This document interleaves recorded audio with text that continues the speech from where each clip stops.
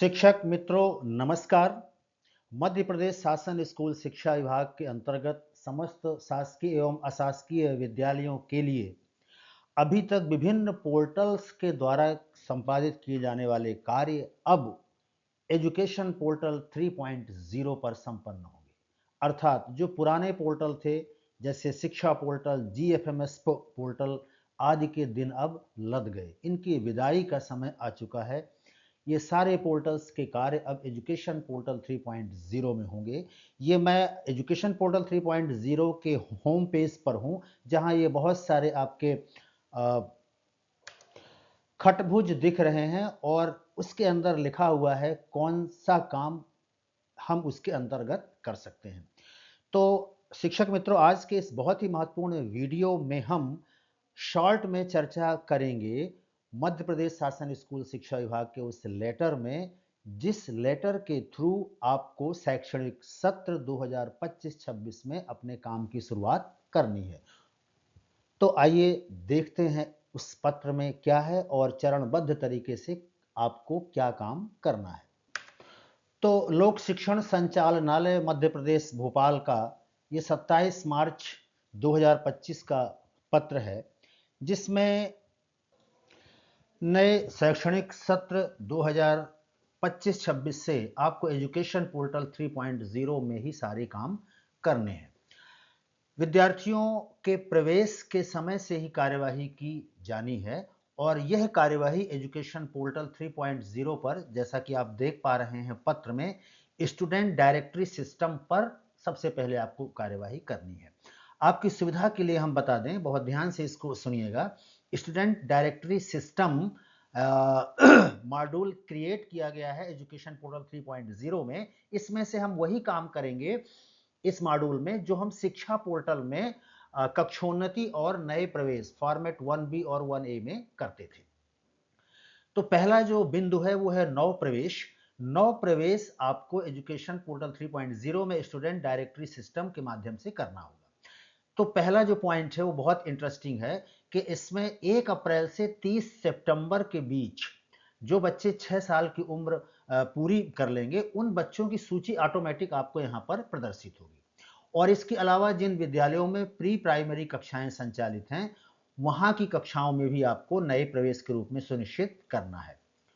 और बड़ी इंटरेस्टिंग बात यह है कि जैसे ही आप किसी बच्चे को प्रवेश देंगे जो पूल लिस्ट में होगा, उसका नाम स्वतः प्रवेश देने के बाद उस लिस्ट से रिमूव हो जाएगा। यहां पर बहुत ही महत्वपूर्ण बिंदु स्पष्ट किया गया है कि आपको किसी भी स्थिति में विद्यार्थी को प्रवेश से वंचित नहीं करेंगे दस्तावेज के अभाव में। यहाँ पर एक बहुत ही महत्वपूर्ण बात ध्यान देने योग्य है कि प्रारंभिक कक्षा से प्रवेश हेतु जैसे ही विद्यार्थी की जानकारी पुल की जाएगी, ये जानकारी कहाँ से आएगी? समग्र पोर्टल से यहाँ पर इसको इंपोर्ट किया जाएगा। तो उसी समय यदि किसी बच्चे के में कोई स्पेलिंग मिस्टेक है, नाम वगैरह, तो उसको आप एडिट करके ठीक कर सकते हैं। दूसरा बिंदु आता है जो बहुत ही महत्वपूर्ण है, इसको आपको बहुत ध्यान से समझना है। कक्षोन्नति। कक्षोन्नति हम शिक्षा पोर्टल में भी करते थे, तो आप कक्षोन्नति को कितना ट्रांसपेरेंट कर दिया गया है, ये स्क्रीन पर आप देख रहे होंगे। 2 प्रकार की शालाएं हैं, एक तो एकीकृत शाला सेम कैंपस और दूसरा होता है एकल शाला। तो एकीकृत शालाओं में जब आप बच्चे को नए शैक्षणिक सत्र 25-26 में प्रमोट करेंगे, तो उसके लिए बड़ा स्पष्ट निर्देश है कि कक्षा 1 से 8 तक के जो बच्चे हैं उनकी जानकारी ऑटोमेटिक आपको पोर्टल में प्रदर्शित होगी और ये जानकारी शिक्षक की लॉगिन पर या विद्यालय की लॉगिन से जब आप पोर्टल में लॉगिन करेंगे तो उनकी लिस्ट प्रदर्शित होगी। अब आपको कक्षोन्नति कैसे करनी है, इसमें दूसरा बिंदु है कि सारे बच्चे जो भी उस कक्षा में हैं उनके सामने यस लिखा रहेगा। तो अगर कोई बच्चा परीक्षा में सम्मिलित नहीं हुआ है तो आप उसको सिर्फ नो कर देंगे और इसके बाद आपको अलग से यस करने की जरूरत नहीं है। जो बच्चा सम्मिलित नहीं हुआ परीक्षा में उसको नो कर देना है और इसके बाद जैसे ही आप ये प्रोसेस करेंगे, बच्चे अगली कक्षा में ऑटोमेटिक प्रमोट हो जाएंगे। अब रहा सवाल कक्षा 9 से 12 तक। तो कक्षा 9 से 12 तक पास फेल विद्यार्थियों की जो कक्षोन्नति है, उसमें आपको परसेंटेज अंकित करना होगा। प्रतिशत अंकित करने के बाद वो अगली कक्षा में प्रमोट होगा।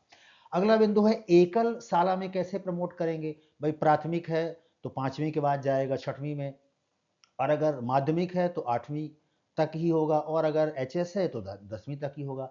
यानी वो कक्षा जो आपके विद्यालय में अब आगे नहीं है, तो उसके लिए जो समीपस्थ शालाएं हैं वहां के लॉगिन में भी उन बच्चों का नाम दिखेगा और उनका वो अपने शाला में प्रवेश कर सकते हैं।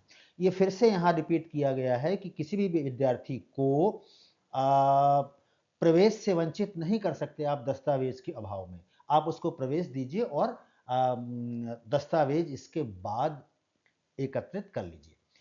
और इसमें क्या है बहुत ही इंपॉर्टेंट कि शासकीय शालाओं के अलावा सभी प्रकार की जो शालाएं हैं, प्राइवेट एडेड है, प्राइवेट अनएडेड, मदरसा, केंद्रीय विद्यालय, नवोदय, सभी को उनके यूडाइस कोड के माध्यम से लॉगिन कर संबंधित शाला के प्रधानाध्यापक या प्राचार्य द्वारा समस्त विद्यार्थियों का प्रवेश पोर्टल पर किया जाएगा। यानी बहुत ही महत्वपूर्ण बिंदु कि समस्त प्रकार की शालाओं की जानकारी अब हम एक ही प्लेटफॉर्म एजुकेशन पोर्टल 3.0 पर प्राप्त कर सकते हैं।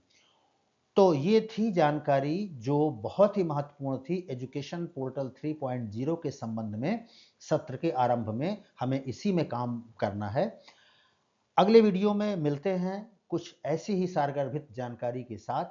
हाँ, तब तक एक निवेदन ये करूंगा कि ये जो YouTube के माध्यम से विभिन्न चैनल से जो आपको ये सारगर्भित ज्ञान मिलता है, जैसे इस चैनल के माध्यम से आप तक ये बात डिलीवर हो रही है, तो अगर ये जानकारी आप सभी को अच्छी लगे तो निश्चित रूप से लाइक और इसको सब्सक्राइब करने का अधिकार तो डिलीवर करने वाले का बनता ही है। उसमें थोड़ा सा ऊर्जा का संचार बढ़ जाता है। तो मित्रों बहुत बहुत धन्यवाद। मिलते हैं अगले वीडियो में कुछ ऐसी ही सारगर्भित जानकारी के साथ। धन्यवाद।